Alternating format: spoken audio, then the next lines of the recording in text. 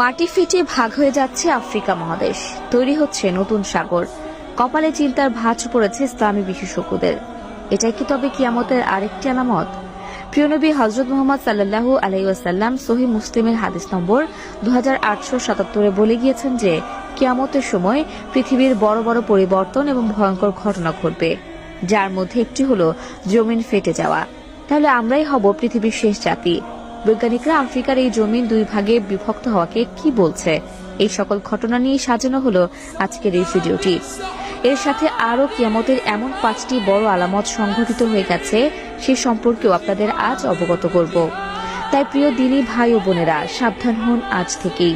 সব ভুলে যারা দুনিয়াবী মায়ায় পড়ে আছেন, তারা একবার চিন্তা করুন, দুনিয়া জীবন শেষে আখিরাতে আপনি আল্লাহর সামনে কি নিয়ে দাঁড়াবেন।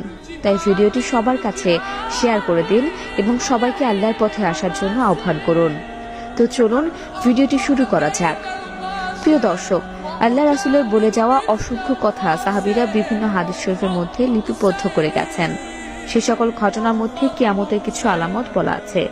এর মধ্যে রাসূল সাল্লাল্লাহু আলাইহি ওয়াসাল্লামের কাছে হাদিসে যা সহিহ মুসলিমের মধ্যে বর্ণিত আছে যে কিয়ামতের পূর্বে ভূপৃষ্ঠের মাটি খণ্ড খণ্ড হয়ে যাবে, যা আমরা বর্তমানে কিছুদিন পরপরই শুনে আসছি।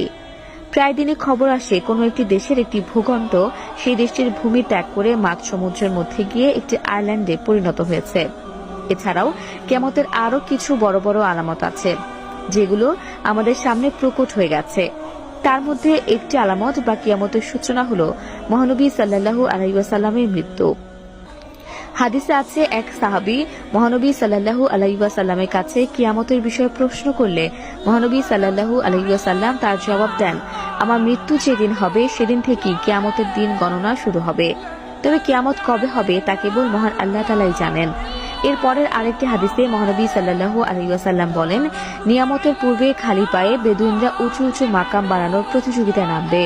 এবং বর্তমানে আমরা দেখতে পাচ্ছি মহানবী সাল্লাল্লাহু আলাইহি ওয়াসাল্লাম খালি পায়ে বেদুইন বলতে সেই সৌদি আরবের বাসিন্দাদের বুঝিয়েছেন, তারা যারা একসময় খালি পায়ে মরুভূমির মধ্যে ঘুরে বেড়াতো, তারাই এখন বিশ্বের সর্বোচ্চ বহুতল ভবন নির্মাণে সফল হয়েছে।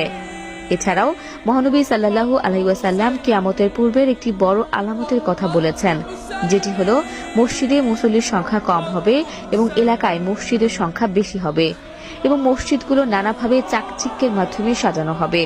বর্তমানে আমরা তাই দেখতে পাই। প্রতিটি পাড়া মহল্লায় একাধিক মসজিদ স্থাপন করা হয়েছে এবং এক মসজিদ কমিটি অন্য মসজিদ কমিটি থেকে এগিয়ে থাকার জন্য নিজের মসজিদটাকে বিভিন্ন চাকচিক্যময় তৈজসপত্র দিয়ে সাজিয়ে রাখছে। এছাড়াও কিয়ামতের